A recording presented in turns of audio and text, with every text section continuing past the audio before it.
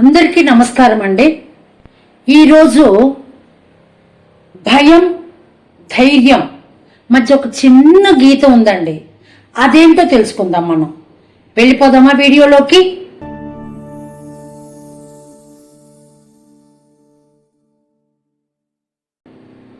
సహజంగా చాలా మంది భయపడే విషయాలు కొన్ని ఉన్నాయండి.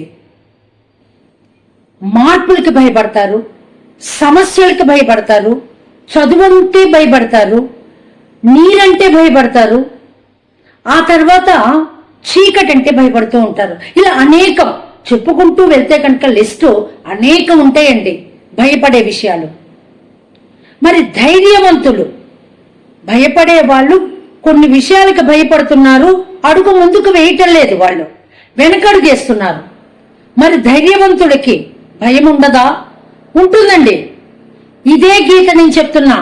ధైర్యవంతులకి అధైర్యవంతులకి భయస్థులకి ధైర్యవంతులకి ఒక సన్నటి గీత ఉందండి.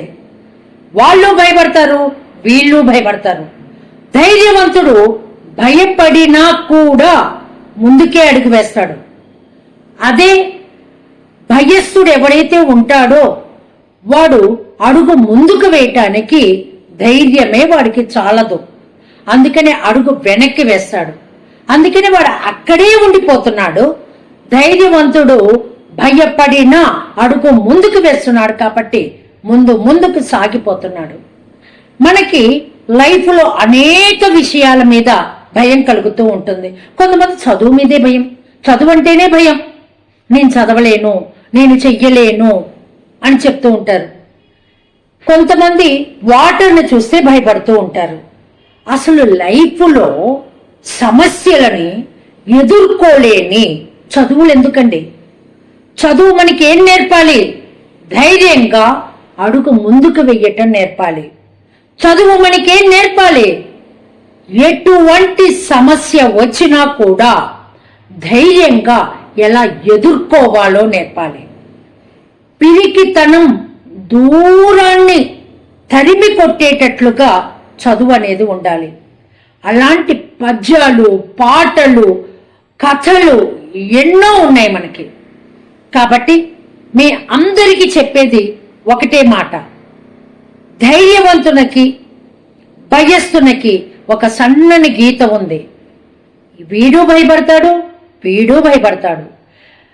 అధైర్యంగా ముందుకు భయంతో ఈ భయస్సుడు ఏం చేస్తున్నాడు? అడుగు వెనకకు వేస్తున్నాడు. అదే ధైర్యవంతుడు భయం వేసినా కూడా అడుగు ముందుకే వేస్తున్నాడు. ఇక్కడ మనకి తెలిసిన విషయం ఏంటండి? ఒక్కసారి అడుగు వేసి ముందుకు మనం వెళ్ళాము అంటే మీ యొక్క భయమే ధైర్యంగా మారిపోతుంది. ఇది ప్రతి భయస్థులకి నేను చెప్పే విషయం. విద్యార్థులు, మీరు అందరూ గుర్తుంచుకోవాల్సిన విషయం, ధైర్యంగా అడుగు ముందుకు వెయ్యండి. సమస్యలని ఎదుర్కోవాలి, భయపడి పారిపోకూడదు. నీరంటే భయమా? భయాన్ని పోగొట్టుకునే విధానాన్ని చూడండి. కాబట్టి ప్రతి విషయం, చీకటంటే భయపడే వాళ్ళు కూడా మీ అందరికీ ప్రతి విషయానికి భయం. కొంతమందికి పరీక్షలు అంటేనే భయం అండి. పరీక్షలు వచ్చినంటే వీడికి ఫీవర్ వచ్చేస్తూ ఉంటుంది. ఎందుకండి భయపడటం?